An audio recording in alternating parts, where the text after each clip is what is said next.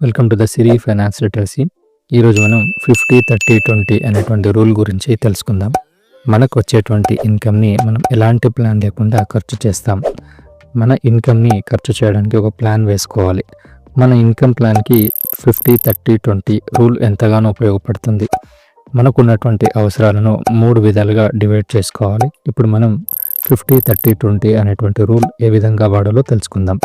మన దగ్గర ఉన్నటువంటి అమౌంట్ని నీడ్స్, వాంట్స్, సేవింగ్కి అని 3 రకాలుగా ఉపయోగించాలి. 50%ని నీడ్స్కి ఖర్చు చేయాలి. అంటే rent, EMI, electricity bill, grocery, transport, fuels, insurance లాంటి వాటికి 50% ఖర్చు చేయాలి. నీడ్స్ అనేటువంటివి తప్పకుండా ఖర్చు చేయాల్సినటువంటివి. తర్వాత 30% వాంట్స్కి ఖర్చు చేయాలి.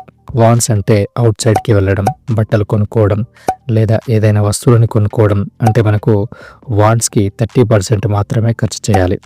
మిగిలినటువంటి 20%ని సేవ్ చేయాలి. అంటే ఎమర్జెన్సీ ఫండ్ని తయారు చేసుకోవడం లేదా EPF, PPF, mutual fund, stocks లేదా గోల్డ్ వంటివి కొనడానికి ఖర్చు చేయాలి. మీకు వచ్చేటువంటి ఇన్కమ్ని ఈ విధంగా పక్కా ప్లాన్తో ఖర్చు చేసినట్లయితే భవిష్యత్తులో మంచి నిధి మీకు తయారవుతుంది. కాబట్టి తప్పకుండా మీకు వచ్చేటువంటి ఇన్కమ్తో వచ్చే నుండే ఈ రూల్ని ట్రై చేయండి.